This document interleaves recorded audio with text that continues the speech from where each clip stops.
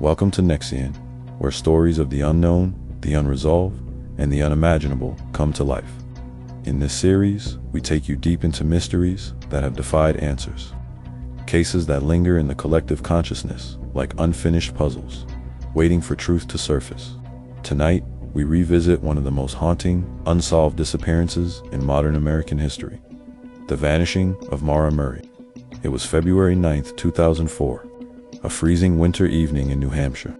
On a quiet stretch of Route 112, a black Saturn sedan swerved off the road and struck a snowbank.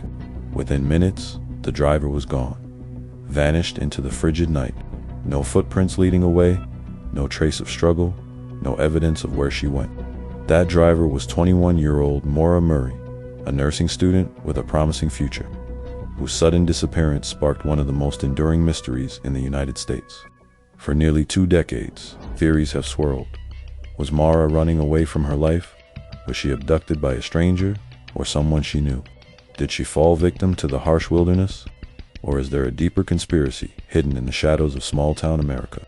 This is not just the story of a missing person. It is the story of obsession, of unanswered questions, and of a mystery that continues to haunt investigators, journalists, and internet sleuths alike. This is the disappearance of Maura Murray. Maura Murray was born on May 4, 1982, in Hanson, Massachusetts. She was the fourth of 5 children in a close-knit family. Her father, Fred Murray, worked in the medical field, while her mother, Lori, raised the children before the couple eventually divorced. Despite family struggles, Maura grew up as a bright and ambitious young woman. Friends and relatives often described Maura as smart, athletic, and determined. She excelled in academics and ran track and cross-country. After high school, she attended the United States Military Academy at West Point, showing discipline and a desire for challenge. Later, she transferred to the University of Massachusetts Amherst to study nursing. By 2004, she was in her junior year doing clinical rotations at a local hospital. She also had a boyfriend, Billy Rausch, who was stationed in Oklahoma with the U.S. Army. On the surface, she looked like a young woman charting her course toward a stable future. But beneath that surface, cracks were beginning to show. Maura had faced setbacks. She had been caught using a stolen credit card to buy pizza. She had crashed her father's car after a late night out, and she appeared to be under stress, both personally and academically. These incidents have fueled speculation about her mindset in the days leading up to her disappearance. The question remains, was she a student under pressure, simply in need of a break, or was something much darker unfolding? February 5th, 2004. Signs of stress. Just days before she vanished, Maura was working the overnight shift at her campus security job. During that shift, she reportedly broke down in tears while speaking on the phone with her older sister, Kathleen. Kathleen later said she had been talking about her own struggles with alcohol and rehab, but no one knows exactly why Maura was so upset. When her supervisor found her crying, she was escorted back to her dorm. That emotional breakdown has become one of the first warning signs noted in hindsight. February 7th, 2004, the car crash. 2 days later, Maura borrowed her father Fred's Toyota Corolla to go to a party with friends. On her way back, she crashed the car into a guardrail. Damage was significant, costing nearly $10,000. Fred was upset, but told her they would handle the insurance together. They spent the following day dealing with paperwork, and Fred left Amherst for home. This crash would later feed speculation about Maura's fragile state of mind. February 9th, 2004, the day she vanished. Afternoon, Maura emailed her professors, claiming she would be absent for a week due to a family emergency. In reality, no such emergency existed. She then searched online for directions to rural areas in Vermont and New Hampshire, looking at lodging options near the White Mountains. She even called about renting a condo, but did not follow through. 3:30 p.m. Maura withdrew $280 in cash from an ATM. Surveillance footage shows her alone, wearing a dark jacket. Later, she visited a local liquor store and purchased alcohol, including a box of wine and other beverages. She placed these in her 1996 Saturn sedan. 4:30 p.m. to 7 p.m.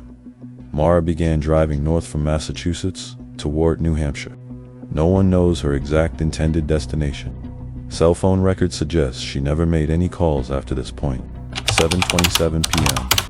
On a dark stretch of Route 112 near Haverhill, New Hampshire, a local resident reported seeing a car stuck in a snowbank. Police records confirm it was Maura's black Saturn. The car had hit a tree or snowbank, but was still drivable. Witness accounts: a bus driver, Butch Atwood, stopped at the scene. He offered help, but Maura declined, saying she had already called AAA for roadside assistance. However, phone records show no such call was made. Atwood drove away but later called police from his home. Another neighbor reported seeing a young woman walking around the vehicle, appearing uninjured but cold. 7:46 p.m. When police arrived, Maura was gone. The car doors were locked. Inside, officers found the box of wine, partially spilled, printed directions to Vermont, her packed belongings, including clothes, toiletries, and schoolwork. But missing were her debit card, her cell phone, and possibly her driver's license, none of which were ever used again. Search teams fanned out across the area with dogs and helicopters. Within 36 hours, Maura seemed to have vanished without leaving a trace. Part 4. The immediate investigation. Authorities initially treated the case as a voluntary disappearance, theorizing that Maura had simply decided to run away from her life. But as days turned into weeks, the lack of evidence began to raise alarms. Family involvement. Fred Murray immediately traveled to New Hampshire, pressing for answers. He believed his daughter was abducted and criticized the police for not treating the case as criminal from the start. Search efforts. Hundreds of volunteers searched the woods, rivers, and abandoned cabins. Dogs traced Maura's scent briefly up the road, but then lost it, suggesting she may have entered another vehicle. Police records. Authorities noted that alcohol was found in her car, raising questions of impaired driving, but no footprints in the snow leading far from the crash site complicated the picture. The case quickly gained attention, with media outlets calling it New England's most puzzling cold case. Part 5. Theories and suspicions. As days turned into months, Maura's disappearance began to morph into something larger than a missing persons case. The lack of evidence, the strange details, and the eerie silence left behind opened the floodgates for speculation. Over the years, investigators, journalists, and countless online sleuths have debated possible explanations. Here are the most persistent theories. Theory 1. Voluntary disappearance. Did she run away? One of the earliest theories was that Maura simply wanted to escape her life. Evidence for this idea includes: she had emailed her professors about a family emergency, an invented excuse to disappear for a while. She had packed her belongings neatly in boxes at her dorm, almost as if she were preparing for a longer absence. She withdrew cash and bought alcohol for the trip. She searched online for accommodations in New Hampshire and Vermont. Some believe Maura was overwhelmed by academic stress, relationship issues, and her recent legal troubles, and wanted to disappear, even temporarily. But if so, the question remains: why vanish into a snowy wilderness in February, alone, without telling anyone? If her goal was to start over, why take no money, make no further calls, and never use her identity again? Theory 2. Accidental death in the wilderness. Another possibility is that Maura, after abandoning her car, wandered into the woods and succumbed to the freezing cold. Temperatures that night were below freezing, and the area is heavily forested. But search dogs and helicopters covered the area extensively. Not a single trace. No clothing, no body, no footprints was ever found. Over time, nature could have concealed remains, but the thoroughness of the searches makes this less convincing. Theory 3. Foul play. A crime of opportunity. Many believe Maura was abducted. Supporting points. Her scent trail ended abruptly on the road, suggesting she got into another vehicle. Witnesses saw no one else at the crash site, leaving open the possibility that a passing stranger offered her help with malicious intent. The area along Route 112 is rural, with long stretches of isolation, making it an ideal place for someone to vanish without being noticed. If this theory is true, the biggest question becomes: was it a stranger or someone who already knew her? If this theory is true, the biggest question becomes: Was it a stranger or someone who already knew her? Theory 4. The boyfriend and family connection. True crime enthusiasts often scrutinize the people closest to the missing. Maura's long-distance boyfriend, Billy Rausch, was in Oklahoma at the time. But some point, 2 phone calls and messages suggesting tension in their relationship. A voicemail from Billy was later found deleted from Maura's phone. Reports suggested their relationship was strained, though Billy cooperated with investigators. Her family has been both tireless in searching for her and, at times, the subject of online theories. Fred Murray, her father, has always insisted she was abducted and has criticized police repeatedly for failing to follow leads. While no direct evidence implicates her loved ones, speculation around family dynamics persists in the online world. Theory 5. Connection to other disappearances. The most chilling angle emerged when people began connecting Maura's case to other vanishings in New England. In 2004, another young woman, Brianna Maitland, disappeared in Vermont after her car was found abandoned in a similar fashion. Both cases occurred within 2 months of each other. Some theorists believe a serial predator could have been operating in the area. No confirmed link has been established, but the eerie parallels keep this theory alive. Theory 6. The Internet and the Obsession. What sets the Maura Murray case apart is not just the mystery, but the movement it inspired. Internet forums, blogs, and podcasts have dissected every minute detail of her disappearance. Some call it the first viral true crime case. Armchair detectives have pored over maps, police reports, and witness interviews. The case has attracted so much online speculation that it often blurs the line between investigation and obsession. This too has fueled the mystery, as rumors and unverified claims circulate alongside verified facts. Part 6. The Lingering Questions. After years of searching, several burning questions remain. Why did Maura lie to her professors about a family emergency?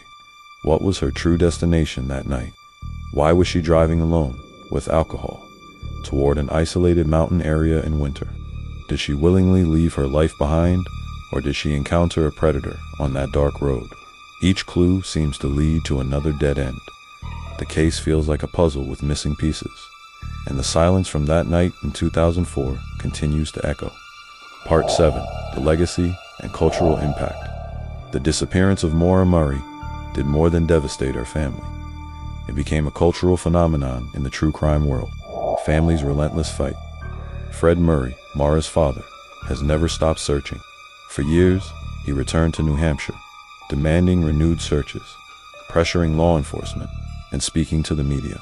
His conviction remains unwavering. Maura was taken against her will. Her siblings, too, have carried the torch.